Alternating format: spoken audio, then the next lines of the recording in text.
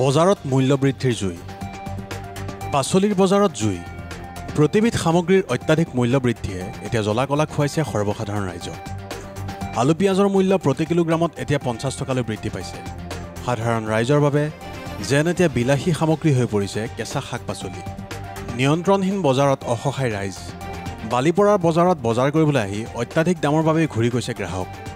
জলকীয়া গাজৰ বন্ধাকবিৰ দাম শুনি মূৰে কপালে হাত দিব লগা হৈছে গ্ৰাহকে আজিকালি বজাৰত কিনি চব্জি খাব পৰা অৱস্থা নাইকিয়া হৈছে আপোনাৰ যিকোনো চব্জি ল'ব যাওক 1 কেজি বেঙেনা ল'ব যাওক 60 টকা জলকীয়া 200 টকা বেঙেনা আপোনাৰ বিলাহী একো এটা বস্তুৰ দাম কম নাই মাৰ্কেটত বুজিছে সেইকাৰণে মই এটা বিশেষ অনুৰোধ কৰিব বিচাৰিছোঁ খাদ্যমন্ত্ৰী যিকোনো উপায়েৰে এইখিনি যাতে ৰেটটো অলপ চাবৰ কাৰণে যাতে অকণ দুখীয়া শ্ৰেণীৰ মানুহে খাই জীয়াই থাকিব পাৰে সেইখিনি মোৰ অনুৰোধ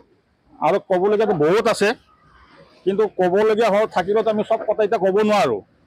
বুজি পাইছেনে একো এটা বস্তু আজি বজাৰত কিনিব দুখীয়া মানুহ কিনি খাব পৰা অৱস্থাত নাই আলু আপোনাৰ 50 টকা নতুন আলু কৈ আছে 50 টকা ইয়াত নতুন আলু পুৰণা আলু কি হয় খালি 50 টকা 60 টকা 70 টকা আপোনাৰ কেঁচা জলকীয়া 200 টকা কেজি মানুহ কি কৰিব ইয়াত দাৱাই বনাই খাব না চব্জিত দিব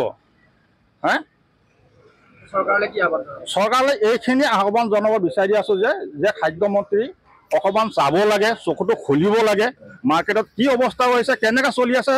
মাৰ্কেটটো সেইটো চাব লাগে দুখীয়া মানুহ কেনেকৈ খাব কেনেকৈ চলিব আজিকালি মাৰ্কেটত কামো নাই দুখীয়া মানুহ যে কাম কৰিব চাৰিওফালে বানপানী